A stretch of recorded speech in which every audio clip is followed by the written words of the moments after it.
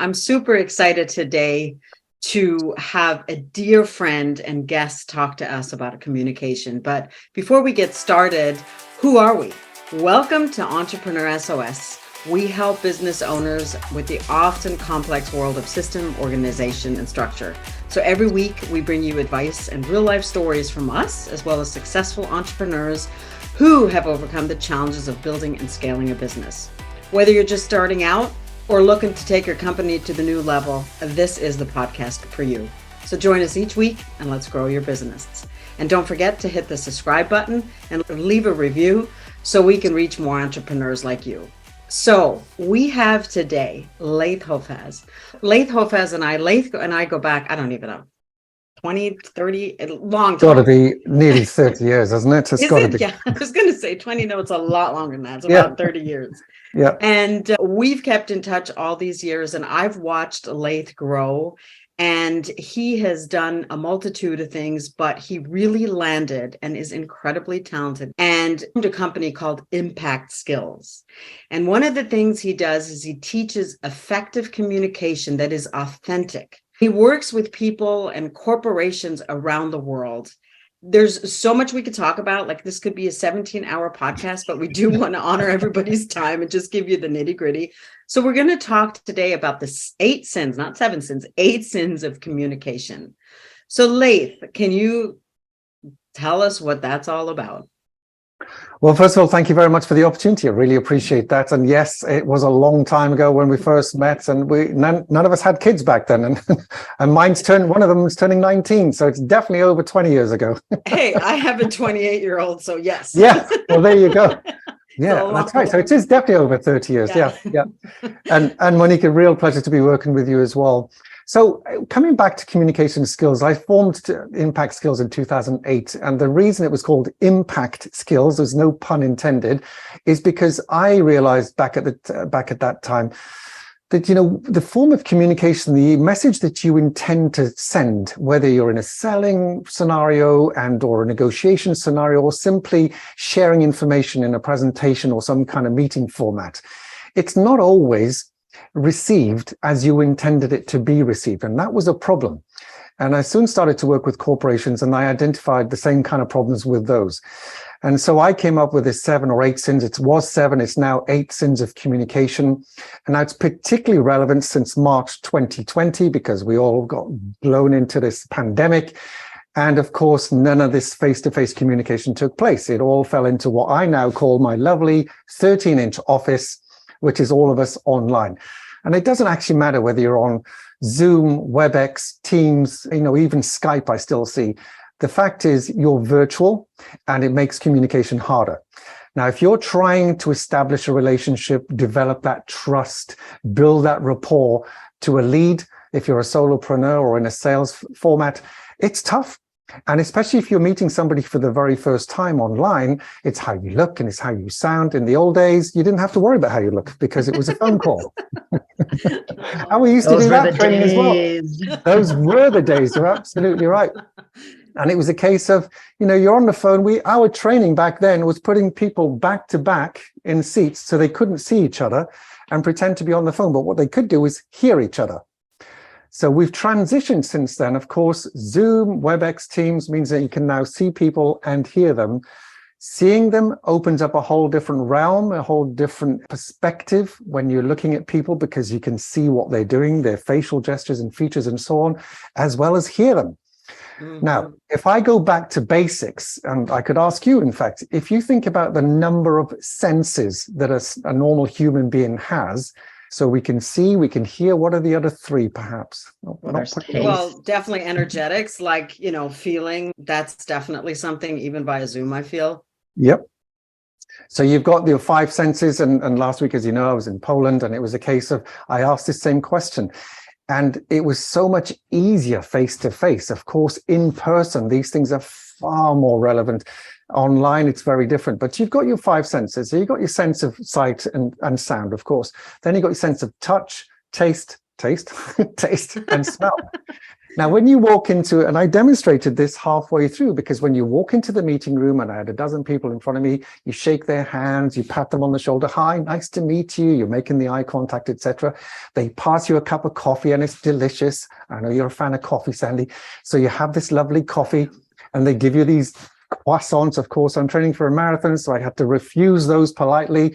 The point is, you start to associate, all your senses are now in that room. So even your sense of taste with croissant and coffee, you can smell the perfume, you can smell the aftershave, that starts to build a picture of that particular scenario. You can shake people's hands, you can tap them on the shoulder, sense of touch, you can feel the warmth in the room. So for the kinesthetics in the room, you can get that sense. If you're more visual or auditory, you can get that sense. But what I say is when you're online, even if you're in a hybrid meeting, you've still got to take care of people that are online, even if you're in person in the room with 3 or 4 other of their colleagues. So online, out of the 5 senses, you're reduced to 2. And that's a big drop. Yeah, in fact, it's 40% out of 100. So you can only see and hear what's going on. Some could argue that there's a sense, there's a feeling of what's going on, but without that, you're down to 2 senses, what you see and what you hear. And the 8 sins, coming back a full circle, I've broken them down into 4 in each of what's most important and what's most relevant when it comes to, as I say, this 13-inch office. So we've got what you see. And what do you see? Well, right now, for those that are listening, great. For those of you watching on YouTube, I'm looking at the camera. As soon as I look down to either Sandy or Monica, what's happening here? No. Your eyes don't totally, yeah, you're not looking into the camera anymore. So there's no correct action. Because I want to look at you, because the vast majority of people I work with, they're looking down at the screen because they want to look at the people that they're interacting with. I guess that's absolutely normal. However, for you to get that connection with the person, it's much more advisable to have a look at the camera. Now you feel that I'm connecting with you. And if you look at any news station around the world, BBC, CNN, it doesn't matter. They're so well trained at doing this that they do it naturally. Right. So one of the first things I talk about are your eyes. Where are you looking? So I could say, oh, hi, everybody. It's great to see you today. Thanks for coming along. Oh, so it's nice to see you on the screen there. You're looking great. I love that shirt. I love your headphones. But I'm not actually looking at you. So there's a mismatch of communication immediately. Because since the day we were born, we are taught to look at people's eyes. Now, eye contact, we all know, is important. But when it comes to virtual communication, most people miss that because they want to look at the people on the screen, not up at the camera. And that becomes a much weaker form of communication. So the first thing I would say is look at the camera. The question I normally get then is, but how do I know how they're looking and how they're reacting? And I call it the old Pareto's principle, 20-80, 70-30 if you want to. Take a glance, have a look, come back up. Take a look, have a glance, come back up. And while we're on that, when we talk about salespeople or solopreneurs demonstrating a product online, particularly a software product, it becomes much tougher because they're sharing their screen. Here you see ... and everything they want to talk about as far as that product is. The problem is they're down on the screen. Sometimes they're typing, changing the screen, and that connection is lost. Worse than that, they are this little postage stamp in the top right-hand corner, reduced to, I don't know how small that is, a postage stamp size. And then you can't see the subtle nuances in their face, their facial expressions, their eyes, how they're moving, what their gestures are doing. And that becomes a bit of a disconnect. Now, if you multiply that by, 30 minutes, an hour, 90-minute demonstration with slide after slide after slide, and you in this little corner not being seen very well, it's a turnoff. Now, people switch off metaphorically and they check out sometimes physically. You might just see a blank screen. You've no idea when the camera's off, if they're even there or not. Right. There's very little interaction. So number one, eyes. Make sure you're looking at the camera. From time to time, you can glance down, but I would say 70-80% of the time, look at the camera. Second are these wonderful things. hands.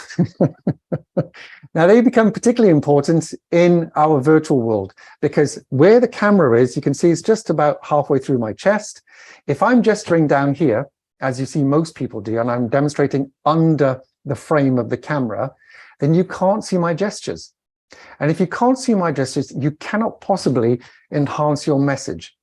So, for example, I could say something like, we are a global organization and we stretch from the east right over to the west and united as a team. Or I could say, and now without gestures for those of you listening audibly, we are a global organization stretching from the east to the west and we are a united team. And that even shows up in the voice, right? It's amazing how the hand gestures even pick up, like it's connected somehow with the voice and with the message. Well, what's interesting is I just listened to a different podcast on charisma, and they said, and trust, and they said hand gesturing is so important when you're speaking because it creates that bond. There's something that's transferred from person to person. So if you're Italian, you have a heads up or a leg up. It's interesting you say that. It's really interesting you say that because we work literally around the globe. And when you're talking about the southern Mediterranean countries, Greece, Italy, Spain, these kind of areas, their hands are everywhere and it's great. And sometimes you have to temper it down, in fact, because they're all over the place. So can you have too many big gestures? Of course. But can you have none and zero and it'd be worse? Absolutely. Very flat. Very flat. What I generally say is the appropriate emphatic gestures. Emphatic from emphasize. So if I say, we need to go up this spiral staircase, well, there's no point saying we need to go up this spiral staircase. What would be better is we need to go up this spiral staircase. And Laith is actually, for the podcast listeners, he's actually like making a spiral with his hands versus just going straight upstairs. It's funny. Yeah, and it really makes a difference. And as you said, Monique, when you listen to this other podcast, the absolute truth is your gestures happen automatically. Unfortunately, when your nerves are jangling, you're anxious, you're not confident because it's a brand new client, it's a new lead, and you want to make a great big statement and come across as authoritative and knowledgeable, you get nervous and you get anxious. So unfortunately, these things freeze, and this is what we often see. Mm-hmm. So they stick together, and I've come on to that in a moment. We call it Velcro. But if you talk, I'll give you another example. Have you ever seen anybody on the phone giving directions? Yeah, no, you go left, then round the roundabout, straight on. No, left first. Totally what I do. Round the roundabout, then straight on. Well, why are you doing this stuff? Right. They can't see you. And just so you guys that are listening know, he's literally gesturing which way to go. And roundabout. If you can all relate, yeah. So it's a natural phenomena. So what we advise and highly encourage people is not to hold your hands together and do try and express. It's about your expressiveness. If you hold it in, your message is being diluted and depleted and you're pushing it down. You need to express it and push it out. So I have a question for somebody who's maybe, I'm just thinking of like people who are shy, right? And maybe they just aren't expressive people by nature. Maybe they're more of a timid person and they don't know what to do with their hands, but they don't necessarily use their hands as like a big, loud Italian. What is like a simple like place that they could use, or like a simple gesture that they could do, or a place, the way they could hold their hands that would give more of that energy, but not maybe, they have to do this? Okay, there's a couple of things I would suggest. First of all, start small.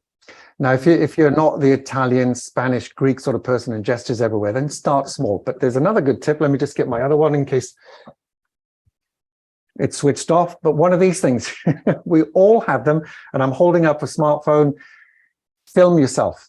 Now, back in the day, it used to be a bone of contention for me, because when we got into a meeting room, I used to ask everybody to switch the things off because there was such an interrupt. Even when they put them on silent, and buzz across the desk. Turn it off. Now I'm actively encouraging people to use them. And one of the things you could do, to come back to your question, is literally put it on a tripod. I'll demonstrate that right now. If you can see a little tripod, with a clamp on it. For those of you that are watching, I would highly encourage you to get one of these. You clamp it in there and then film yourself. Just hit record. Why? Because you can see the power that the gestures have.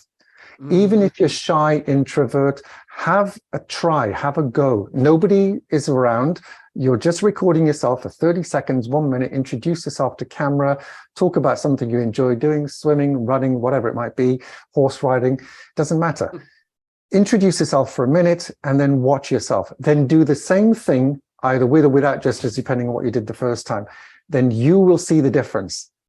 And when you see the difference, it gives you internal confidence that actually, I do look and sound better when I use my gestures. So don't go crazy, but just give yourself a little bit of room.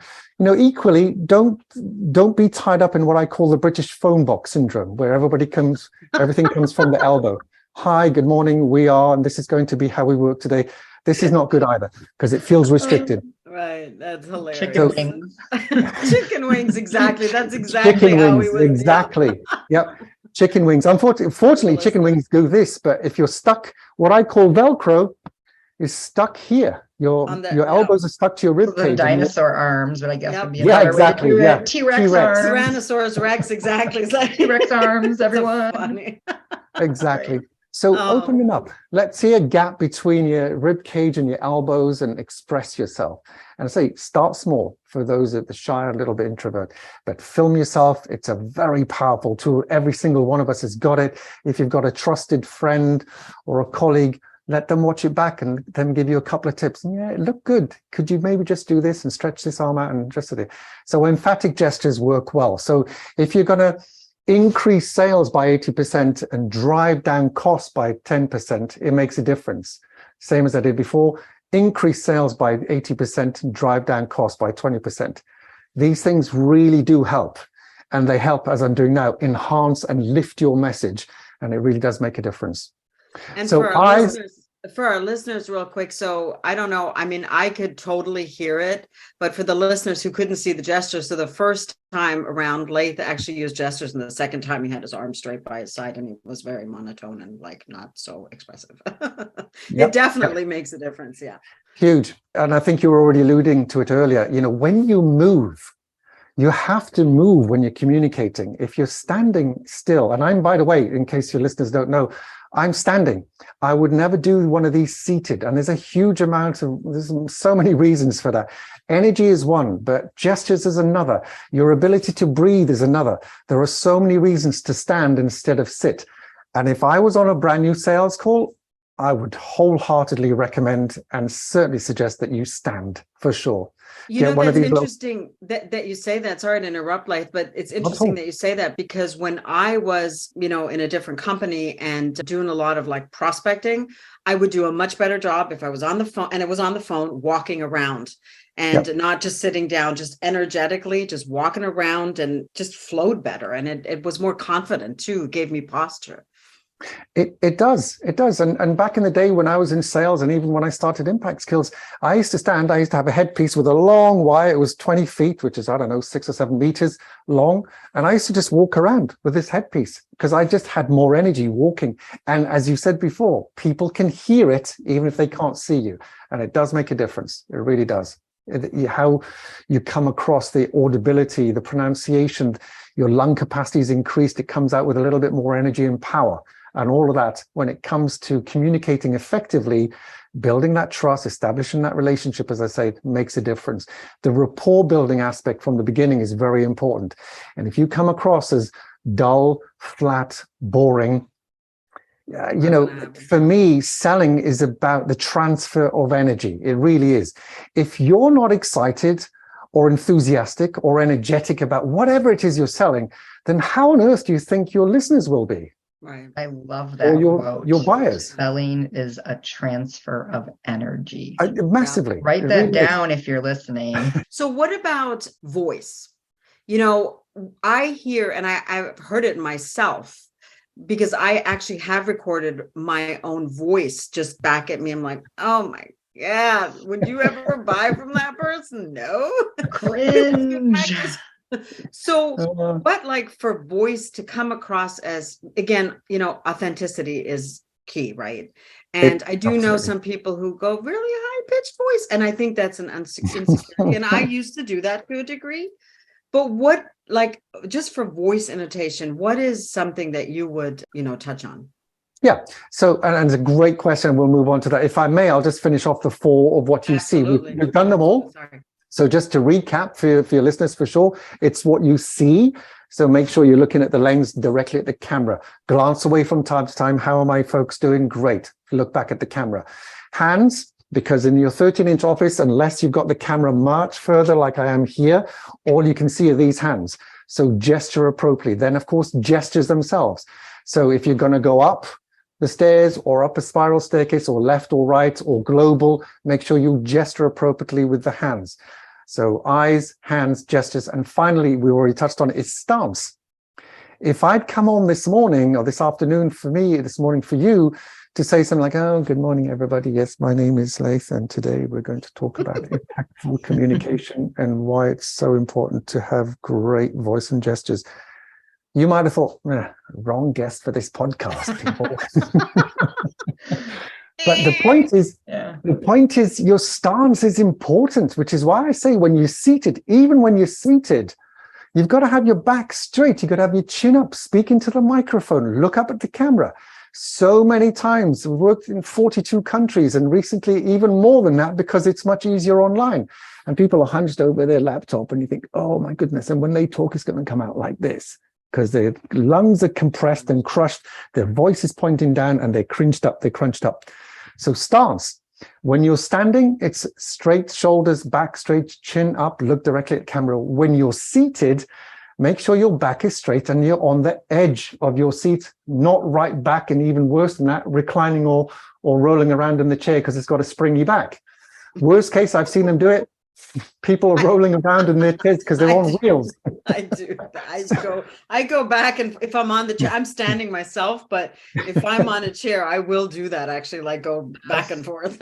And you know what? On a podcast like this, not a problem. But if you're in a formal meeting with a brand new customer, it's something to pay attention to. Distracted. Mm-hmm. Yeah.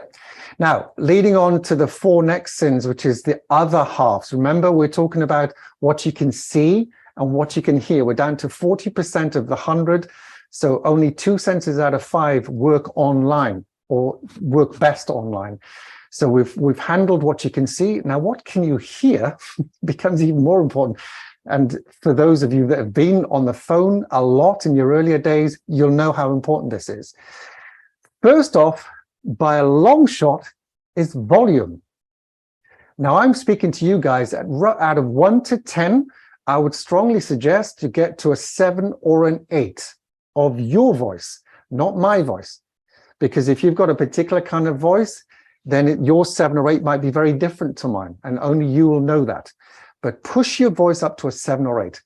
So, now, why do I say 7 or 8 instead of a 4 or 5? Because in our whole 20 decades, 20 years, 2 decades of experience, 20 decades, I'd be very old, wouldn't I? 2 decades.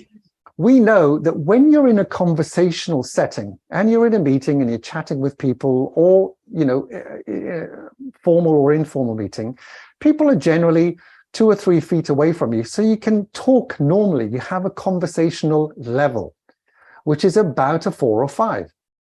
When it comes to a podcast or an online meeting or an online presentation of some description, you have no idea how your voice is going to be projected on the other side of this call. And I'll explain what I mean. This little microphone is picking up my voice. It then goes to a receiver. It's not Bluetooth, it's a transistor. Goes through a receiver, that then goes through my ISP, that then bounces up some satellite, Lord knows where, then over to another satellite somewhere else, 7,000 miles away, back down to your ISP, through your router, back out of your computer and through your speaker. That is a long way for a voice to move. And I have no clue what volume your speakers are at or what the connection quality of your ISP is like. So I would strongly recommend that people push their voice 6 or 7 or even an 8, because now I'm doing everything I can. I'm controlling the controllables. What you can do is turn the volume up and down. If it's too loud, you can put it down a couple of jobs. But if I'm too soft and you've got it on maximum volume, then you're struggling. And if you're struggling, that means I am making you work. And I don't want to make you work. I want this to be as easy and as fluid as it can be for you, because you are my potential client. So first off, volume. Second, and I think you were both leading to this earlier, is what I call, it's this old lovely British word, inflection. But there are many other words for that. Inflection, intonation, passion, energy, excitement, enthusiasm. It doesn't matter what it is. It's basically the ups and downs in your voice, the tonality. And the way I do this is I paint a picture. So your brain traffics in ideas. If I use the word, it's great. But if I paint a picture, you'll see it. So for example, if I'm talking about your voice tonality and inflection, intonation, then I want you to picture the Alps, huge Alps. I don't know how tall they are, several thousand meters, 4,000 or 5,000 meters in Switzerland and France. And then by contrast, I'd like you to picture Holland.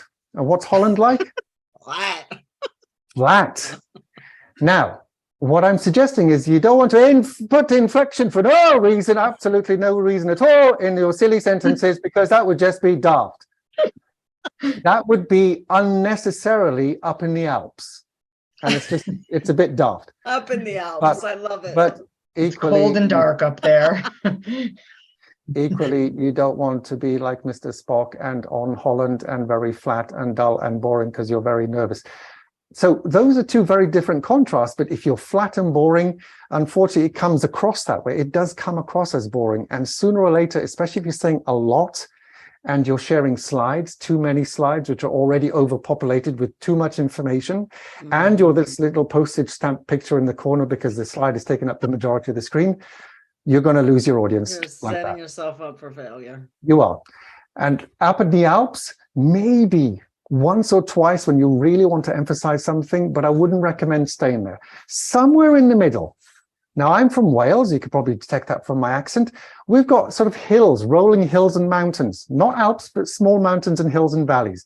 I would strongly suggest just go up and down the valleys, up and down the hills. Have some inflection, go a little bit flat. Lower your tone when you really want something to land. That will make it much more important in its tone and people will tune in. But for the rest of the time, you can pull it up at 140, 150 words a minute as I'm using now. And then you really want some gravitas and want something to land, drop it. Drop your tone, become a little bit flat, just a tinsy-wincy bit, just to make sure whatever you're trying to say lands with authority and gravitas, and then move on. Don't stay there. Can I ask when it's not appropriate to use like the Alps? Because you hear a lot of people and their tonality goes up when they're asking a question, and it makes them seem, in my opinion, it appears that you don't understand what you're talking about. So that tonality can be not good. So are there specific things that you're like, it's best not to use the Alps or it's best not to use Holland in your speaking? Like, don't go flat, don't go high in these instances, as a general rule. Yeah, and that's just as a general rule of thumb, but certainly when you talk to youngsters, younger millennials and now Gen Z, you will hear them pitch at the end of the question. And it's really quite annoying because everything they say is a question at the end. And it's frustrating because they don't mean it as a question. It's just the way they speak.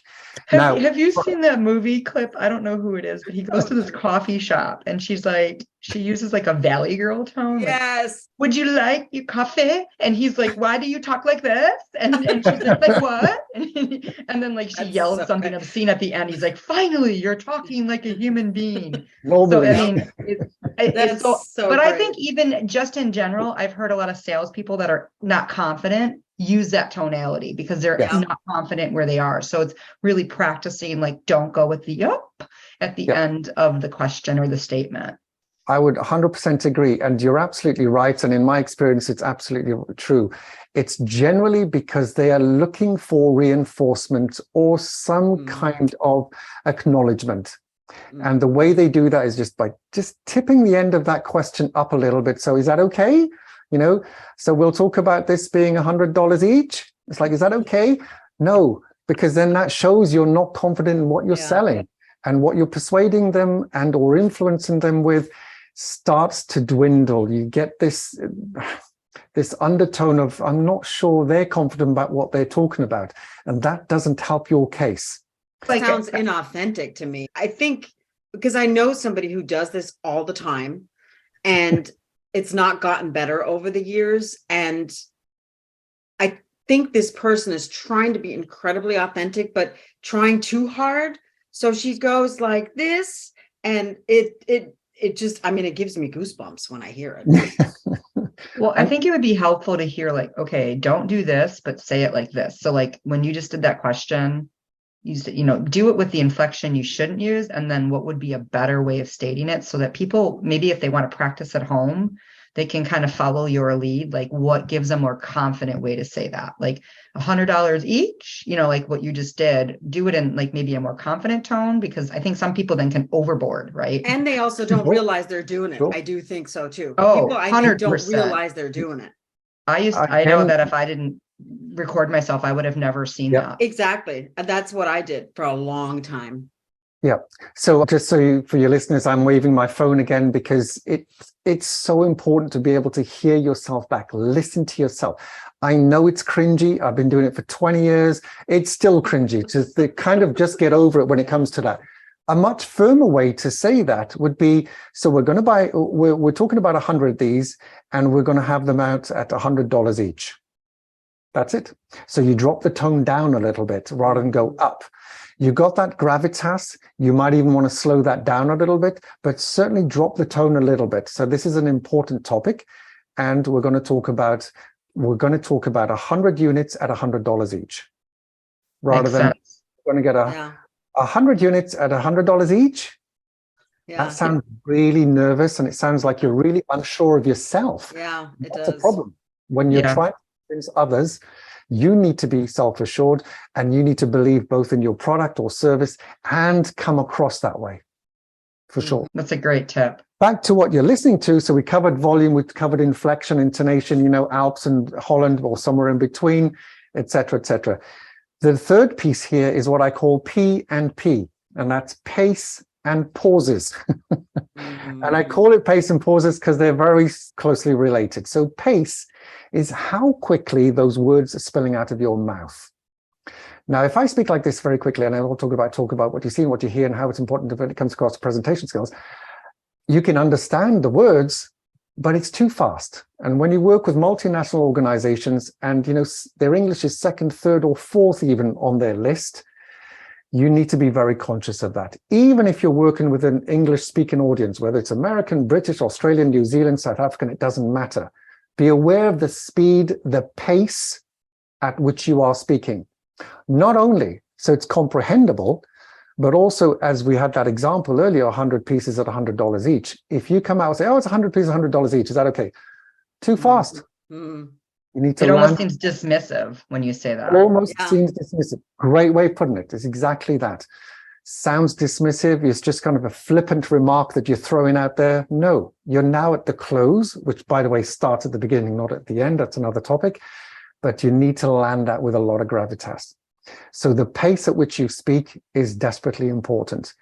So round about 120 to 140 words a minute, which is what I'm doing now, is about right. When you really want to land a point and talk about some of the more intricate stuff or very important stuff, drop it down, maybe 100, 110 words a minute, as I'm doing now.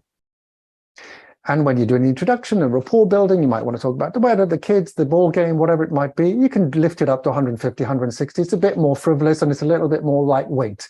So then it's not as important. So speed, pace, really important. Now, if you know your prospect, your client's English capability is lower than yours for whatever reason, maybe they've got 3 or 4 languages under their belt and English is not their top language. You need to be aware of that in your fact finding, in your audience analysis, well before you get on the call. And again, that's a different topic.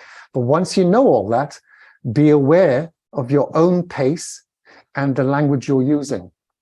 And when I talk about language, it's also important to know that whatever colorful adjectives you're using or nouns that you're using, make sure that the recipient, whoever's on the other end of this call, Zoom, Teams, WebEx, doesn't matter, understands them. Don't use acronyms and abbreviations that are not relevant to him or her. Mm-hmm. Don't use language that is completely incomprehensible to them, Mm-hmm. because you will lose them. And if you lose them, they're not going to buy off you, or rarely. I once heard that when you are explaining something, that you should think of explaining it at like a third grade or below level, so that you can make sure that your message is being heard correctly. Would you agree with that? 100%. And you've only got to look at the greats like Einstein, you got Brian Tracy, you got Tony Robbins, who I'm a fan of. All these people, you'll know, they'll say, whatever it is, if you cannot explain it to a 7 or 8 year old, you're overcomplicating it. Complexity is the enemy of understanding. It's as simple as that. And if you're overcomplicating something for whatever reason, you want to make yourself look smart, you want to come across as knowledgeable, whatever, then you're going to lose them. And most people, frankly, don't appreciate that. They know what you're trying to do, and it's not necessarily the best way forward. Keep it simple, keep it comprehensible, and move on. Ultimately, complexity is the enemy of execution and the enemy of comprehension, and it's unnecessary. In this day and where, if you want to write something in a report, great, send it later. But on a verbal interaction, voice and visual and voice, you need to keep it simple. And there's another quote. Yeah. Complexity is the enemy of execution. Write that down. It really is. It really is. Yeah. So again, coming back to what we're hearing, in other words, what are we doing with these two things? It's your volume. Make sure you push it up to a 7 or 8, especially on a call like this. Next thing is to keep the inflection, the intonation as variable and as colorful as possible. Then we talked about pace and pauses. We've covered pace. Pauses are now the most interesting thing. I work with a lot of people, and one of the craziest things is even if they're knowledgeable and they know what they're talking about, they shoot it out so quickly that even I'm trying to figure out whoa, hang on. I have had no time to process what you're telling me. By association, then, I'm still trying to process what you've just delivered. Now you're delivering something else. And when I move on, I've missed what you've just delivered as well. So it's a never-ending circle of you trying to catch up. So pause. Let that person understand what you've just said. Let them process it. They may want to write something down. They may have a question that's just been sparked by what you've said. And if you race ahead, which is why it's closely associated with pace, they're still thinking of that question. By the time it gets to the end of your presentation, they've forgotten these 3 or 4 questions, and then they're a little bit lost about your whole presentation. So, and there's benefits for you, by the way, as the speaker, the seller, the negotiator, whatever you want to call yourself.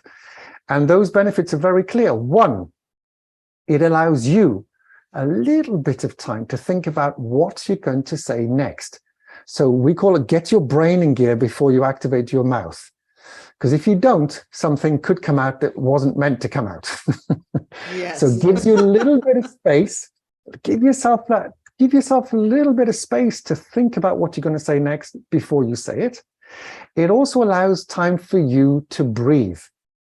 Now, the way I position this when I'm working with corporates is, look, you can live without food, apparently, for a couple of weeks. You can live without water, apparently, for a couple of days. But you cannot live without breathing for more than a couple of minutes. Wow. Now, if that's the case, we know that breathing is a really important function of the human body. So you need to breathe, and it does so many different things. 1, it creates this natural pause. Because if you're breathing in, you can't possibly say something out. So it creates this natural pause. 2nd, as you're breathing in, it's reoxygenating your brain. And we know when your brain is reoxygenated, you can think more clearly, you can articulate what you need to say more clearly, and you're just more understandable or comprehensible, if that makes sense. So breathing is really important. It creates that natural pause. And for your audience, your buyer, your prospect, it gives them a little bit of space to think about what you've just said and process what you've just said. Because if they haven't, you're in this endless loop of where they're trying to catch up with the next thing you're saying. And they tune. What I've noticed too is people like that, you're thinking about what they said, but you're tuning then, or you're not listening, or you're not hearing because you're still there. So you miss half of what's being presented or said. So, and I have that. I have that where I speak too fast and I'm 40 miles an hour, and I have consciously become aware to slow, like, because people have told me that. And I also talk too loud. That's one thing, the other feedback I've gotten. So those are things, and it's great, like feedback or, recording or whatever feedback you get, to listen to that, because it does make a huge difference.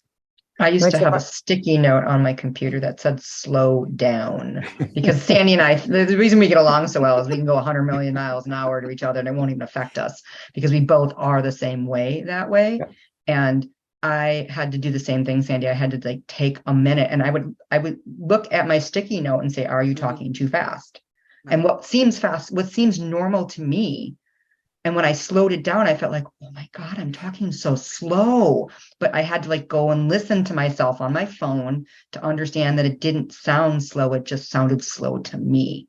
But I also listen to podcasts at double speed, because if I listen to it at single speed, I'm like, oh my God, I'm the same way. So, but that's how my brain works. So I actually have now dialed it back a little bit, because, you hear it all the time, you're going to mimic it. So I need to tone it back. And it's a really important point you've just raised. So if you listen to podcasts or any audio books at time and a half or 2 times, that's great. And as long as you can absorb what's being said, fantastic. Unfortunately, in the real world, when you are delivering whatever is you're delivering, sales, negotiation, a pitch, doesn't matter. It's not a monologue. This is a dialogue. Whereas when you're listening to a podcast or a radio show, it's a monologue. You're listening, it's input coming to you. Mm-hmm. When you're with somebody else, it's a dialogue. In other words, 2 people are involved. Mm-hmm. So there has to be an interaction. There has to be a question and discussion period. There has to be a pause and a break for somebody to pose a question or process what's being said. So whilst you can speak quickly, even if you cannot control the speed, although I'd recommend you have a try at that, pause more frequently than you think you need to for them to process that information. It just gives them this opportunity to pull out some questions. You're talking about influence and persuasion when it comes to sales. Mm-hmm. So, I call it influence with integrity. So in other words, be frank, be upfront, be trustworthy, be, as you say, transparent, and be authentic. So influence with integrity. And that comes back to you being yourself, which comes back to speaking naturally, looking at the camera, gesturing appropriately, emphatic gestures, standing, not seated, all of this kind of stuff, what you see and what you hear.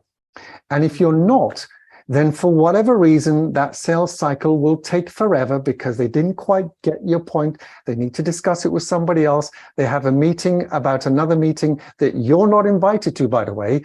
And they'll say, well, how was John? How was Mary? Did you understand what they were trying to sell? Well, yeah, kind of.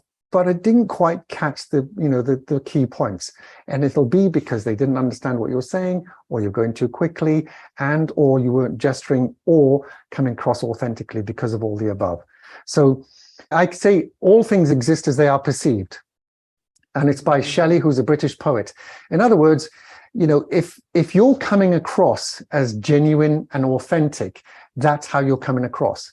If you're coming across as shy and demure and a little bit unsure of yourself for whatever you're across, then in the moment, that's how you're coming across. And when somebody's trying to buy off somebody who's shy and demure and unsure of themselves and uncertain of their product, it's unlikely you're going to land that sale. Yeah. And the same goes for, I think, if you're overconfident, right? If you come in a little bit cocky, then they just feel like, well, this guy thinks he's like all that and bag of chips. So.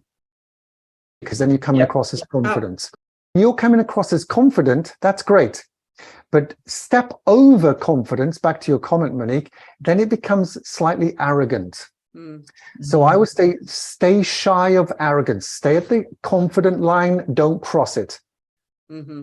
That's great advice. Cockiness oftentimes, for me, I interpret it often also as a form of insecurity. And finally, on the what you hear thing, so we talked about the volume, the inflection, the energy, pace, and pauses, is one of my favorites because I work a lot in France. And if anybody in France is listening to this, you'll know what I'm talking about. I got a lot of French friends and a lot of French companies I work with. And it's called the non-words. Sometimes they're called filler words. Sometimes they're called buzzwords. It doesn't matter. You'll hear teenagers say like. It seems to be every second or third word is like. Now, for a teenager, not a problem. But if you're a business person and you're selling and trying to persuade or influence another person to buy your products or services, these buzzwords, these non-words get really irritating. So I'll demonstrate if you like. So good morning.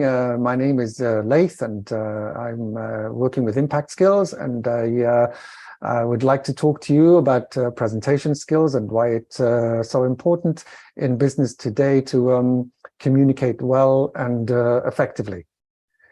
Now, I overdid it then, of course, but every second or third word, there was an or an Now, it might be because I'm genuinely nervous and anxious, or it might be that I'm ill prepared, or that I haven't done enough preparation for this particular meeting. If that's the case, what kind of message am I sending to my buyer? Mm-hmm.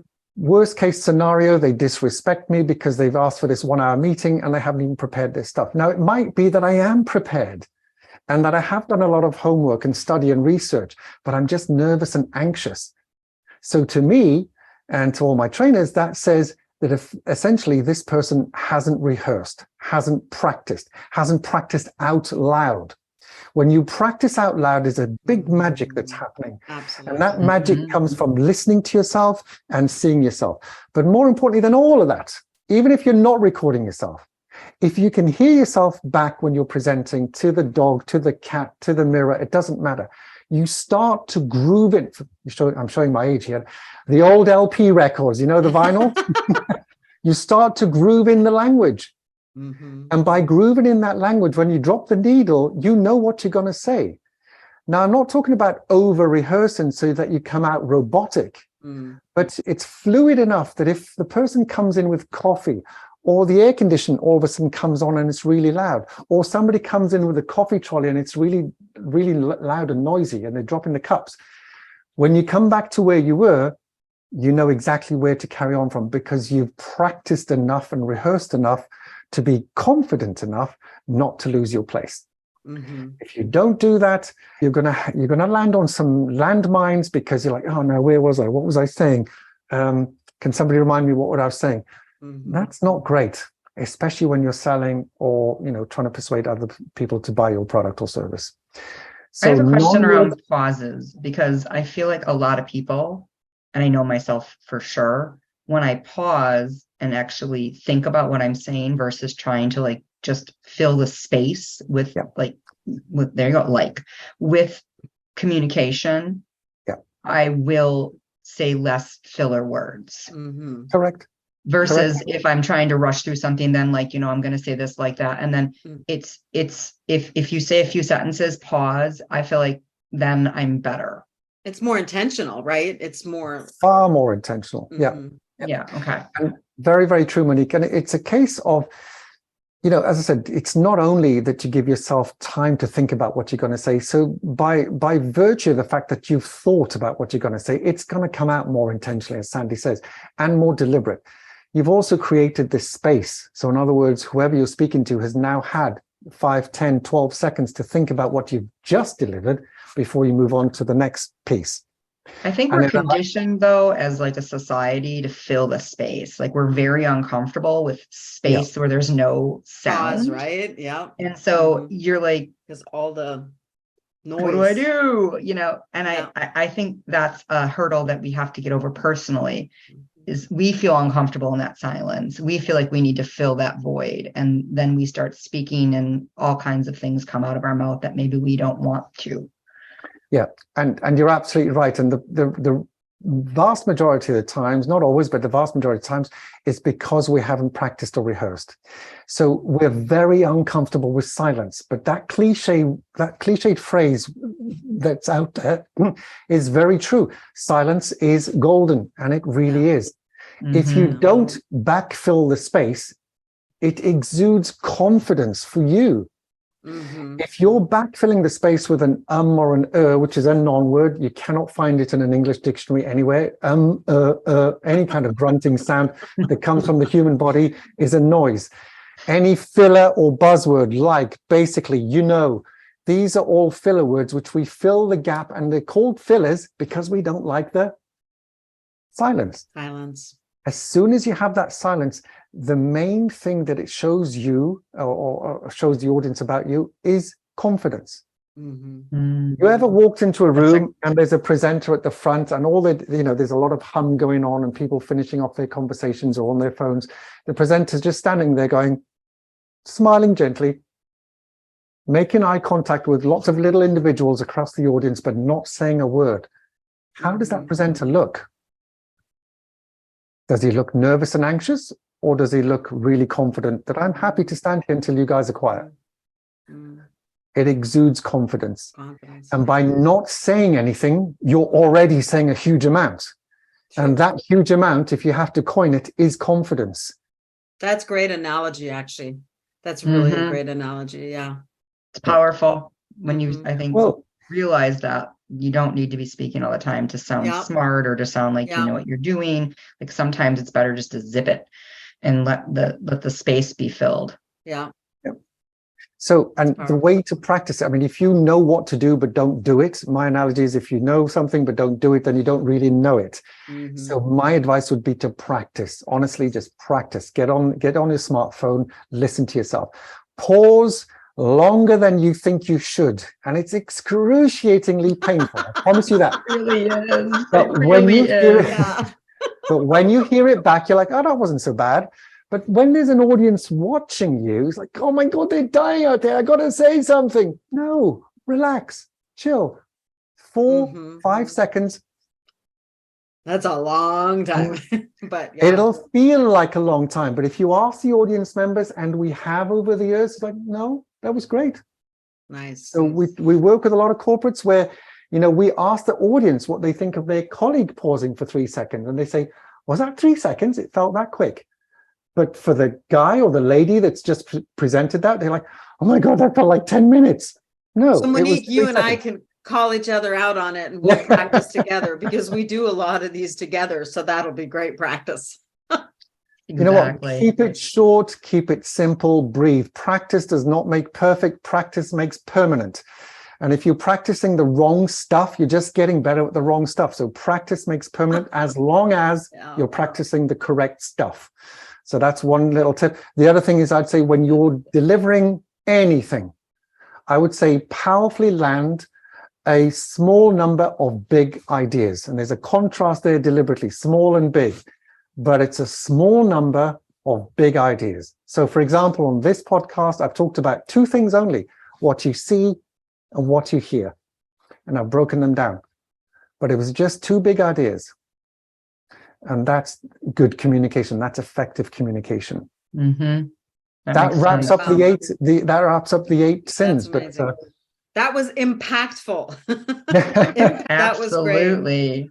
Absolutely. Some amazing nuggets in there. Like I said, we could go on another, whatever, but we'll definitely have you back. If anybody, our listeners or on YouTube, our viewers, resonated with this, where can they find you, Laith? And I know you're revamping your website, but where can they find you? Sure. Best place is LinkedIn. Just goes right ahead to LinkedIn, Laith Hoffays. You'll find there's not many Hoffayses around. So it's Hofayz. Correct. Laith Hoffays. Yeah. We can link it in the show notes. Absolutely. So they can take directly to you. We will definitely link it. And then your website will be up and running at some point. So thank you so much, Laith. Not at all. This was so powerful. I'll leave you 2 more thoughts, Sandy. 2 bonus points if you stick around. This might resonate with your audience. One, it's a 3rd bonus, but it's about keep it short. You've heard the acronym KISS, K-I-S-S. Keep it short and simple. You all know that, but you'll be shocked how many people don't keep it short and simple, which is surprising. But there's one to definitely remember, and less is most definitely more. Leave some white space. Breathe, pause, relax. Leave some white space. You look at any good marketing. Apple is a great example. They've got one product or one word in the middle of a lot of white space. That's not an accident. They want you to focus on that one thing. So less is more, and keep it short and simple. But the main one I want to give you here now is one that I absolutely love, and I say it to all our trainees, is your audience is your mirror. What I mean by that is, if you're, again, flat, dull, and boring, guess what your audience will be? Fall asleep. Bored and asleep. Whereas, not high up in the Alps, but if you're energetic and enthusiastic and you're excited about your product or service, your audience is your mirror. You're going to lift that energy in the room, and they're going to be excited about your product. And if they're more excited and energized about your product, it's much more likely they're going to buy it than not. And that was your bonus points. And that was well worth it. That's so true. I've been with so many speakers that are incredibly boring, and I actually have literally fallen asleep. So yeah. We did not. I just walk out of the room. I'm like, okay, we're done here. I can't do it anymore. I'm gonna fall asleep, and I don't want to be the girl snoring in the bathroom. Yeah, exactly. I don't want my head to tip without being noticed. Brilliant. Laith, thank you so much. Good luck with your upcoming marathon training. Thank you and so the much. marathon, London Marathon in April 23. It is. We'll definitely have you come back and speak to us some more in the Very near kind. future. Thank you Thank so you much. very much, Thank you so much. Sandy, Monique. It's been an absolute pleasure, and thank you very much for having me on. I really appreciate it.